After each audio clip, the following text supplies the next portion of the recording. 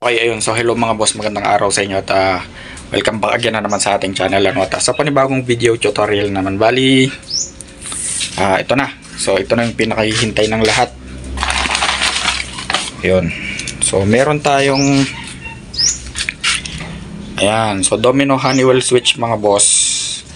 Kung saan napakarami nagre-request nito, no? Gawan natin ng wiring diagram. Pero, hindi natin gagawa ng wiring diagram ng minsanan. So, one by one.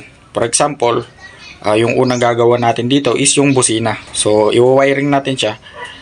Busina muna para hindi tayo malito. Kasi napakarami nito mga boss. So, meron siyang starter dito, busina flasher, hazard, kill switch, high beam at saka passing. So, nandito na lahat. Ayun. Para hindi lang tayo malito. And then, ayun. So, kompleto na yun mga boss. May mga wirings yan. Binalatan ko na.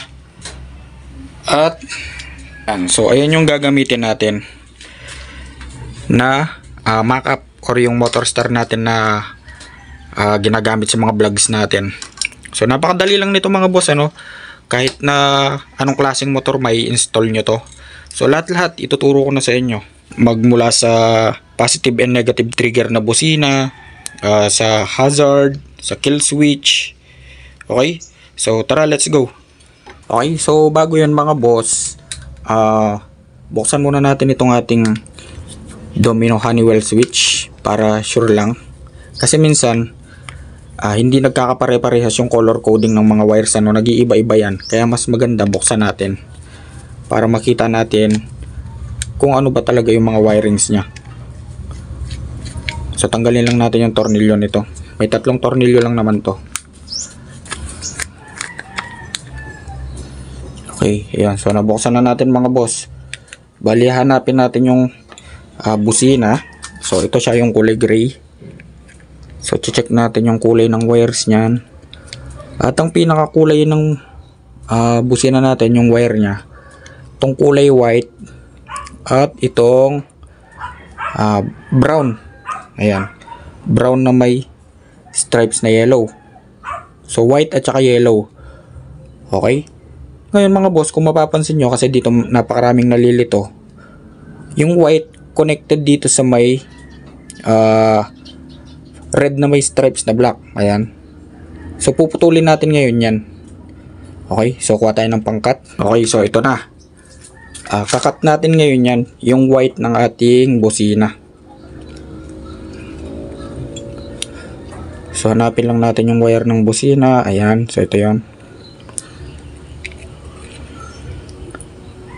At ayan, so nakat na natin, ano. So ibig sabihin hindi na siya konektado.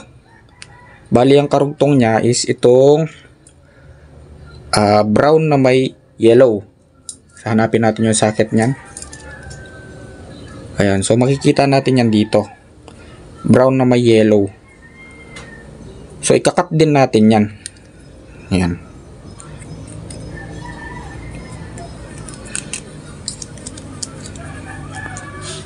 Yun. So nakat na natin mga boss. Ibig sabihin, free na yung ating busina. Pwede na tayong mag-tap. Okay. So ito yung isang wire nya, yung white. And then ito yung isang wire nya, yung brown na may yellow. Ngayon mga boss, since napapalitan nyo nga ng domino Honeywell switch yung buong motor nyo, bali ang mangyayari, ikakat nyo na yung supply ng wire doon, ano. So wala nang linya yung wire ng switch natin, kasi nga lilipat na natin dito, papalitan na natin dito. Ngayon ang mangyayari, mamimili kayo sa dalawang wire na kinat nyo. It's either itong white or itong brown ang patatakbuhin nyo sa accessory wire at sa mismong busina. So ganoon kasi yung function yan.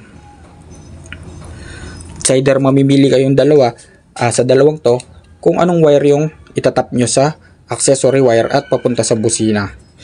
So imagine na lang natin na itong kulay white, yan yung itatakbo natin sa accessory wire ng ating motor. So try natin balatan.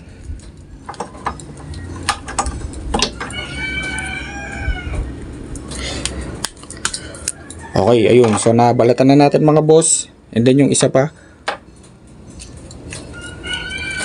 So since wala nang connection to dun sa socket, kasi nga kinat na natin, balatan na natin parehas.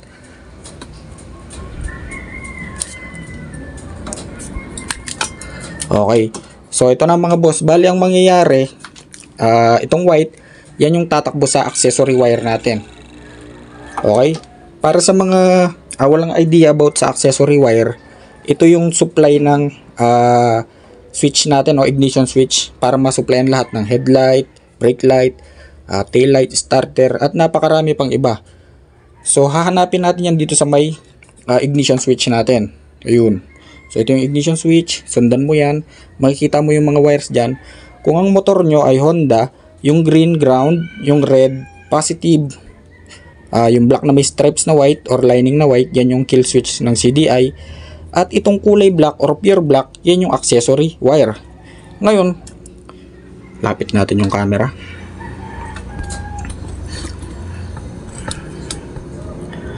Ngayon, since magtatap kayo ng busina dyan, itong Honeywell switch natin, susundan nyo ngayon yan at makikita nyo yan dito. Ayun, so yan yung black natin.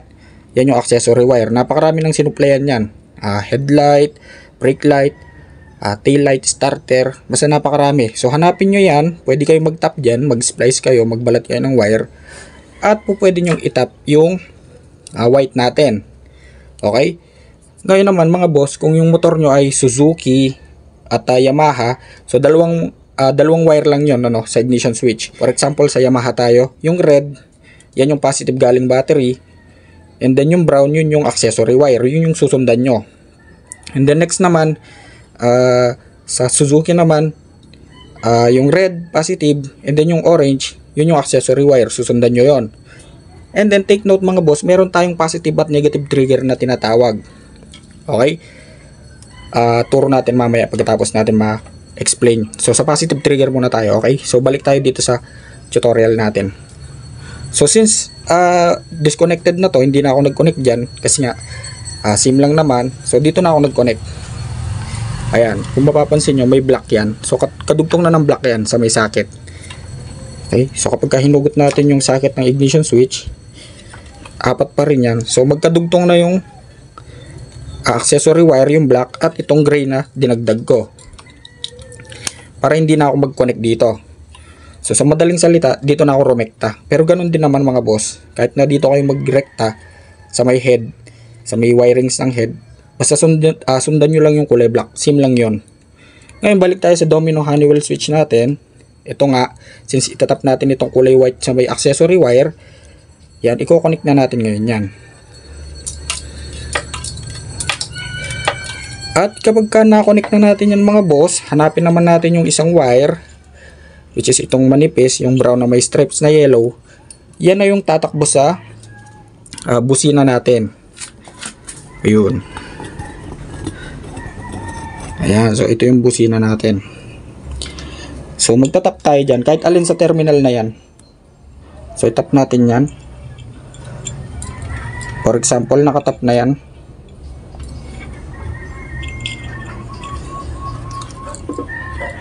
So nakatap na siya, and then bitawan muna natin to. Hanapin natin yung terminal nung isang wire para sa negative. Okay, so ito na mga boss. Tanggalin muna natin yung wire na tinap natin, and then ilagay natin tong mga socket.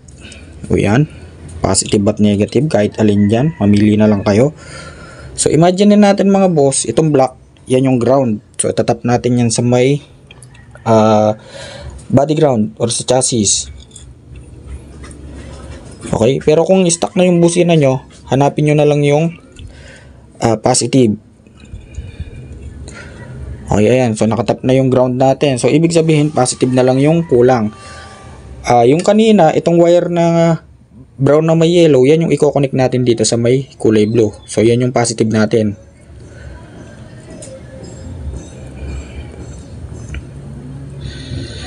So ayan, connected na. Ngayon, pwede na nating mapatunog yan mga boss. Okay? So on lang natin yung susi. Okay, so tutunog na ngayon yan mga boss. Ayan. Ayan o. Okay? So, ganun lang kasimple mga boss. I-cut nyo lang yung kadugtong nitong ating busina na wire, which is itong kulay white. And then, pwede nyo siyang dugtungan. I-connect nyo sa may accessory wire, sa may susian, or hanap kayo dito sa may head, sa may socket. Ayun.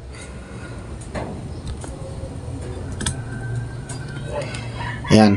Hanap kayo dito sa may head, sa may socket. And then, doon kayo mag-tap. Tapos, yung karugtong niya, itakbo nyo na ngayon dito sa may busina natin. So, ganun lang kasimple. Ngayon, positive trigger nga pala yung tutorial natin, ano.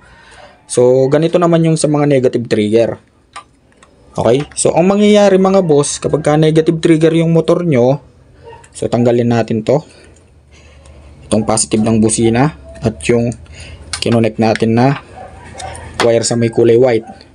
So, ang mangyayari, tanggalin muna natin. Okay, automatically yung positive ng busina natin, which is itong kulay blue, connected na agad yan sa may accessory wire natin. So kapag ka sinusi mo yung ating susian or yung ignition switch, supplied na agad yan ng positive. So ang mangyayari, dito tayo maglalagay ng switch sa may negative, sa may ground ng ating busina. So doon tayo magtatap ngayon ng domino. Okay. So, tulad lang ng kanina, pili tayo ng wire, which is itong mahaba. So, yan na lang ang i-connect natin dito sa may busina natin. So, itong brown na may stripes na yellow, yan yung i-connect natin dito sa may kabilang wire ng ating busina. Take note mga boss, negative trigger to ha.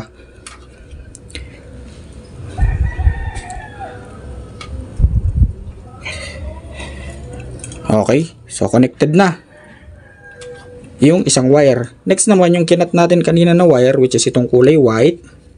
So yan yung i-connect naman natin sa may ground. So hanap tayo ng supply ng ground, po pwedeng sa chassis or po pwedeng sa mga wires. Okay, so try natin dito sa may socket na to, sa may kulay green. So sa Honda, kulay green ang ground ng wire nya.